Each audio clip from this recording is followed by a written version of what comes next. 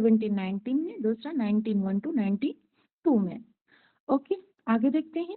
WJ long ने इनके life को 4 पार्ट में डिवाइड किया था, ठीक है ना। हालांकि इनके पॉलिटिकल करियर, जो पॉलिटिकल इनका करियर था, कई लोगों ने डिवाइड किया था, जैसे हार्पर ने डिवाइड किया था 3 पार्ट में, ठीक है। ये बात कर रहे हैं पॉलिटिकल करियर की। ओके, हर्बर्ट रीड ने भी डिवाइड किया था, जो सबसे ज्यादा इन्हीं का अच्छा माना जाता है, ठीक है। रीजनेबल डिवाइडेशन हर्बर्ट रीड का माना जाता है। इन्होंने भी 4 टाइप्स में डिवाइड किया था। लेकिन यहाँ पे बात की जा रही है लाइफ की। लाइफ से रिलेटेड किसने डिवाइड किया था? तो WJ लॉन्ग ने किया था। किस तरीके से? देखिए कौन कौन सा। 1770 टू 87 इनका चाइल्डहुड एंड यूथ, जो कम्बरलैंड में इनका बीता था, उसके बारे में बताया जाता है। 1787 टू 97 का period over like his life at Cambridge में देखा गया है। ओके, एंड नेक्स्ट आता है his travels abroad which enabled him to be influenced by the revolutionary ideas। आगे देख लेते हैं कुछ इंपॉर्टेंट फैक्ट्स। इंपॉर्टेंट फैक्ट्स में देखते हैं। अच्छा, एक चीज और हम आपको बता दें, जब ये फ्रांस की यात्रा पे गए थे, ठीक है ना, तो वहां पे फ्रांस रेवोल्यूशन चल रहा था, तो इन्होंने ग्रुप ज्वाइन किया था, ठीक है ना। इनके ग्रुप का नाम क्या था? टोरी। क्या ग्रुप का नाम था? टोरी ग्रुप था। और इन्होंने एक पॉलिटिकल पार्टी भी ज्वाइन की थी। ओके, इनका पॉलिटिकल पार्टी का भी नेम आप लोग जानते रहिए। अगर पूछ लिया जाए ये पार्टी किससे रिलेटेड है, तो थोड़ा सा जानिएगा आप लोग। यस, जीरोनडेस्ट। जीरोनडेस्ट। ओके, स्पेलिंग थोड़ा सा देख लीजिएगा, मतलब स्पेलिंग सही है, थोड़ा आप पास पास लिख दीजिए, इसलिए बोल रहे हैं हम आपको। तो ये पार्टी उन्होंने वहीं पर ज्वाइन किया था। ओके, आगे देख लेते हैं। नेक्स्ट पॉइंट यहाँ पे क्या है, इनका जो लिरिकल बैलेड्स था, a book which is often considered the start of the revival of romanticism, ये माना जाता है, ठीक है ना। लिरिकल बैलेड जब आता है उसी समय से रोमांटिसिज्म की स्टार्टिंग मानी जाती है। 1798 में आता है। ये देखते हैं, इसको मैग्ना कार्टा भी माना जाता है इनका। नेक्स्ट पॉइंट देख लेते हैं यहाँ पे। इंग्लैंड अपीयर्ड इन 1798, मतलब इंग्लैंड में ये जो इनका वर्क आता है लिरिकल बैलेड 1798 में अपीयर होता है। प्रीफेस कब आता है? 1800 में आता है। ओके, नेक्स्ट देख लेते हैं। He intended to write a single great poem under the caption The Recluse। Okay, इनकी चाहत थी, ये चाहते थे कि ये जो मिल्टन साहब पैराडाइज लॉस्ट लिखे हैं, इससे भी बड़ी हम कोई एपिक लिखें, लेकिन इनकी चाहत कंप्लीट नहीं हो पाई। ओके, आप देख लेते हैं। The poem was intended to give the comprehensive treatment needed man in society। His intention was that the prelude, the growth है, देखिए prelude को the growth of poet's mind भी कहा जाता है। हालांकि जो इनका टाइटल था prelude का, poem to Coleridge, ठीक है ना, ये वर्ड्सवर्थ ने दिया था टाइटल। अच्छा, ये भी बोला जाता है जो prelude है किसको डेडिकेटेड है? कॉलरिज को। कॉलरिज को किस बुक में डेडिकेट किया है? तो बुक नंबर 5 में, याद रखिएगा। ओके, आगे देख लेते हैं यहाँ पे, जिसमें जो फर्स्ट बुक आती है रिक्लूज की, यस, द होम एट ग्रासमैर, जो पब्लिश होती है पोस्टमसली 1888 में। ओके, दूसरा देख लेते हैं, इनका जो सेकंड बुक आता है एक्सकर्जन। एक्सकर्जन कब आता है? 1814 में आता है। क्यों? आप लोग जुड़े हैं हमसे? मैम जी, मैम में आता है। ओके, रिप्लाई करेंगे, क्योंकि नेटवर्क इशू होने की वजह से पता चला हम लेफ्ट कर गए और आप लोग कुछ बोल ही नहीं रहे हैं, फिर चले जाएंगे ना। देखते हैं आगे, नेक्स्ट देख लेते हैं यहाँ पे। यस, नेक्स्ट पॉइंट है यहाँ पे। थर्ड जो था, never completed at the poet, ये वेल नोन है। आगे देख लेते हैं। हिज मोस्ट फेमस पोम, जैसे प्रेल्यूड, कब आता है? 1850 में, ठीक है। आगे देखते हैं टिंटन एबी। टिंटन एबी भी आप लोग को पता है कब आता है? 1798 में। Ode to intimations of immortality. अच्छा, एक क्वेश्चन दिमाग में आता है, अगर पूछे तो लव नॉवेल, लव नॉवेल किसका फेमस है? गाल्सवर्दी का, है ना। गाल्सवर्दी ने लव नॉवेल लिखा था, क्या नाम था उसका? डार्क फ्लावर, ठीक है ना। तो वर्ड्सवर्थ ने भी एक लव सोनेट लिखा था। क्या लिखा था? Love sonnet. इनके लव सोनेट का क्या नाम था? इसको भी आप लोग जानिए, बहुत ही यूनिक क्वेश्चन हो सकता है। क्या था? वाई हार्ट यस दाउ साइलेंट, ऊपर नीचे लिखना पड़ रहा है, आप लोग मैनेज कर लीजिएगा, ठीक है। ये इनका लव सोनेट है। ओके, वर्ड्सवर्थ का ओनली मतलब इकलौता एक लव सोनेट है, कौन सा है, why art thou silent. Clear, आगे देख लेते हैं। नेक्स्ट आता है यहाँ पर यस, नेक्स्ट वर्क आता है ओ टू ड्यूटी और एजुकेशन टू नेचर। रेनबो आता है, सॉलिटरी रीपर, कई बार आप लोगों ने देखा होगा 1807 में पब्लिश होता है पोम टू वॉल्यूम्स में ना, पोम इन 2 वॉल्यूम्स में आता है। माइकल, ये भी important, to Skylark. Yarrow revisited, ये भी इनका वर्क है। देखिए वर्क यहाँ पे जानना बहुत जरूरी है, क्योंकि अगर मान लीजिए पूछ लिया गया, जैसे आया था एक बार पूछा गया था 2 अप्रैल इन द मॉर्निंग करके समथिंग इनका एक वर्क पूछा गया था, तो वहां पे कंफ्यूजन हुआ था कि क्या किसने लिखा था, तो ये वर्ड्सवर्थ का। जो एरो विजिटेड है इसको जानिए, ये लिखा जाता है, जो इम्पोर्टेंट वर्क है उसी के हम डेट बताते चलेंगे, वो लिखा जाता है 1814 में। क्लियर, आगे देख लेते हैं। Yes, Lucy grey well known है। आगे देखते हैं यहाँ पे क्या है, she dwelt among the untrodden veg, इनका जो 5 पोम का कलेक्शन आता है उसमें लूसी ग्रे का, उसको भी आप लोग जानते रहिए। ये 1799 में पहला आता है, strange fits of passion have I known, ये टीजीटी 2016 में पूछा गया है, ठीक है। ये आता है 1799 टू 1800 के अप्रोक्सीमेट माना जाता है। ओके, आगे देख लेते हैं। Next, she dwelt among the untrodden ways, ये कब आता है, ये आता है मिनट, ये आता कब है 78 टू 1800, सब एक ही आते हैं आगे पीछे। तीसरा जो आता है, I travelled among unknown men, 1801 to 1807 के बीच में आता है। ओके, नेक्स्ट जो आता है 3 years she grew in sun and shower, ये आता है 1799 में। चौथा आता है slumber did my spirit seal, ये 1798 में आता है। इसमें इन्होंने इसका जो थीम रखा था एजुकेशन नेचर पूछा गया है। ये पांचों वर्क में जो लूसी सीरीज है, जो 5 पोम का इनका सीरीज आता है 1798 टू 1801 के लगभग, तो उसमें कौन सा इनका वर्क है, कौन सा ऐसा इसमें पार्ट है, सीरीज में कौन सा ऐसा पार्ट है जो एजुकेशन ऑफ नेचर को डेडिकेट करता है, तो slumber did my spirit seal, ठीक है, याद रखिएगा। आगे देख लेते हैं। डेफोडिल्स वेल नोन है, इंपॉर्टेंट वर्क इनका है, ठीक है। नेक्स्ट आता है, he also wrote a large number of sonnets, जैसे on Milton, on Westminster Bridge, ठीक है। यस, नेक्स्ट आता है the world is too much with us, ये भी इंपॉर्टेंट इनका वर्क है। नेक्स्ट आता है करेक्टरिस्टिक्स, इनके जो वर्क थे, जो इन्होंने पोम लिखा, ये पोम लिखा करते थे, उसमें जो करेक्टरिस्टिक है इसको देखते चलते हैं। ये क्या थे, he was a great lover of nature, nature के बहुत ज्यादा ये करीब थे, नेचर को कहते थे कि अगर आप चाहते हैं जिंदगी में खुश रहना तो आप किसके करीब रहिए, नेचर के करीब रहिए। आगे देख लेते हैं। He felt the presence of spirit in nature. That is the spirit of nature. That is the spirit of nature. Now believed in pantheism, ये भी important point है, इसको भी ध्यान रखिएगा। He believed that nature could bestow peace, sympathy, love, joy, other virtues on man.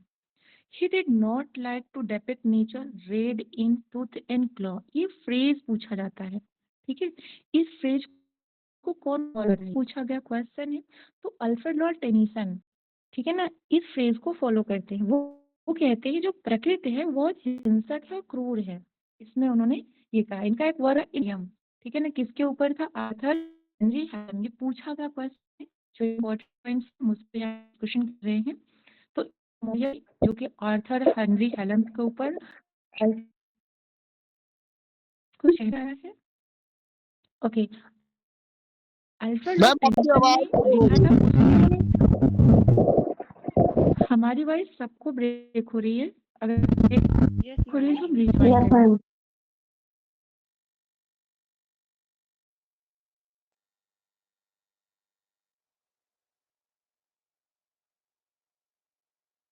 क्या अभी भी हमारी वॉइस आप सबको ब्रेक हो रही है? नो मैम, क्लियर है। आवाज ठीक आ रही है मैम आपकी। ओके, हम फिर से ट्राई कर रहे हैं। जी देखिए, जब भी वॉइस में थोड़ा डिस्टर्बेंस हो ना तो आप लोग प्लीज मुझे बता दीजिएगा, हम एग्जिट करके फिर से ट्राई करेंगे। आप जो बोल रही थी पॉइंट हम समझा रहे थे, इसमें क्या फिर से हो रहा है? Yes ma'am. हेलो, फिर से वॉइस ब्रेक हो रही है हमारी? नहीं मैम, सही ठीक है ma'am.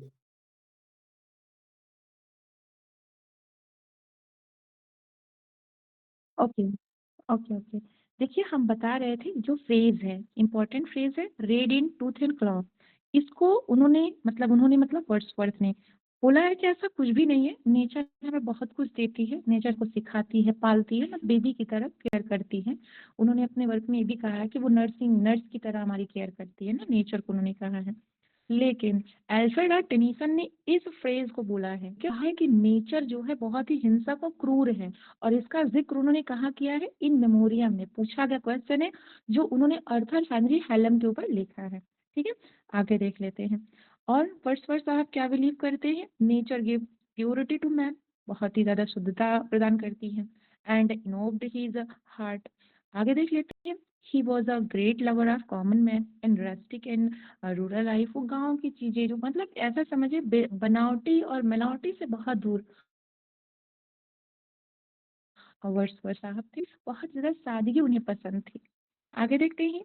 He loved the child, वो बच्चों को इसलिए पसंद करते थे, उनको लगता है कि जो बच्चे होते हैं ना बहुत ही प्योर हार्ट के होते हैं, बहुत इनोसेंस होते हैं, भगवान के बहुत ही करीब होते हैं। और जो चाइल्डहुड टाइम को उन्होंने golden period of human life बोला है, मतलब बचपना जो होता है जिंदगी का सबसे खूबसूरत पल होता है, स्वर्णिम पल होता है। आगे देख लेते हैं। वो हर क्रिएशन को लव करते हैं। All kinds of nature including the smallest and most significant animals और इंसेक्ट को सबसे मतलब नेचर से जो भी उनको चीज मिला वो सबको बहुत ही केयर किया, बहुत ज्यादा वो प्यार किए। ठीक है, आगे देखते हैं। वो मानते हैं कि nature never did betray that loved her. ये लाइन कहाँ से ली गई है? जल्दी से रिप्लाई करिए। Nature never did betray the heart that loved her, कहाँ से ली गई है? टिंटन अवे की लाइन। बहुत अच्छे, बहुत अच्छे। He himself practiced what he praised and spent most of his time in the company of nature, बहुत ज्यादा वो टाइम दिया करते थे कहाँ पे? नेचर के करीब। ठीक है, his poetry is full of, इनके पोएट्री में क्या देखने को मिलता है? मेरे सीन देखने को मिलता था, सिंपल ह्यूमन अफेक्शंस देखने को मिलता था, fervent adulation of child love animals देखने को मिलता है। ठीक है, आगे देखते हैं। उन्होंने डिपिक्ट किया है, क्या डिपिक्ट किया है? कंट्री एंड विलेज दोनों लाइफ को दिखाया, कंपैरिजन करके दिखाया कि देखिए कि जो कंट्री लाइफ है कैसी है।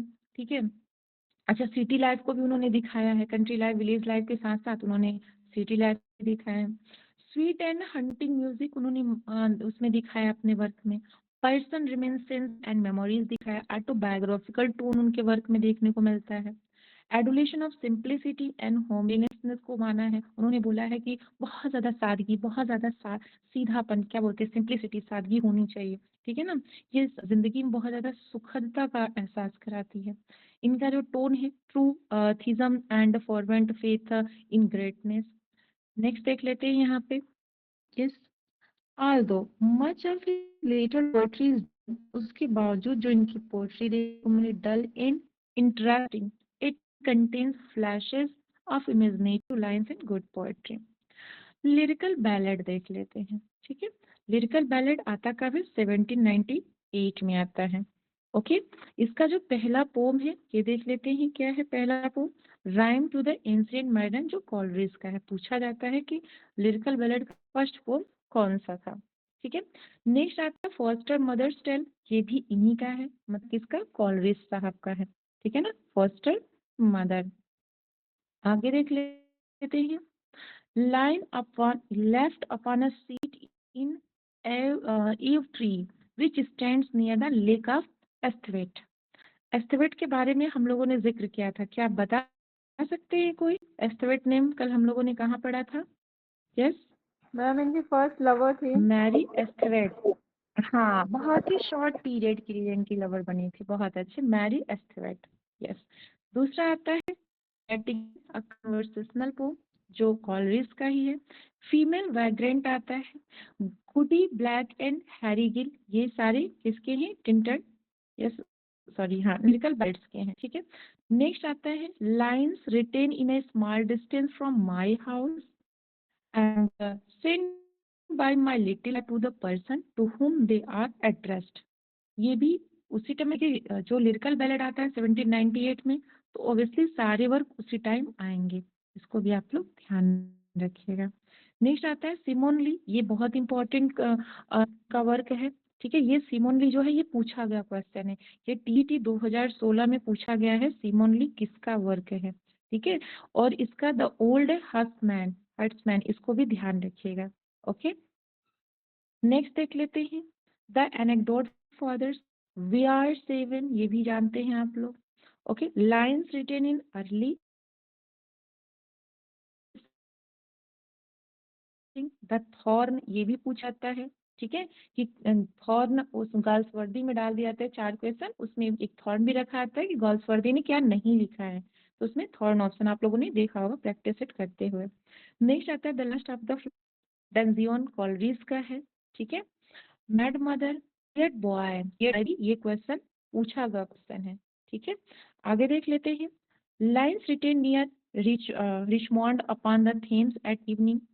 नेक्स्ट आता है एक्सपोस्टुलेशन एंड रिप्लाई, ये भी वर्क है, इंपॉर्टेंट वर्क है। नेक्स्ट आता है the table turn an evening scene on the same subject, इसी में उन्होंने कहा था कि किताबों में क्या रखा है, आओ मैथ्यू बाहर निकलते हैं, देखो हमें नेचर क्या आती है, जो नेचर सिखाएगी ये हमें ये 4 दीवारी के अंदर टेबल मेज पे बैठे ये बैरन लीव्स, मतलब ये जो सूखे पत्ते की तरफ फड़फड़ाते हुए कागज है वो हमें नहीं सिखा पाएंगे ना, कुछ ऐसा ही पोम में बताया गया है। नेक्स्ट आता है old man having, next work इसमें आता है the complaint of the forsaken Indian women, the correct, ये इंपॉर्टेंट है, ध्यान रखिए, क्योंकि इंडियन वुमेन है, कहीं ना कहीं समझ में आया कि कोई इंडियन राइटर लिखा होगा, लेकिन ऐसा नहीं है, ठीक।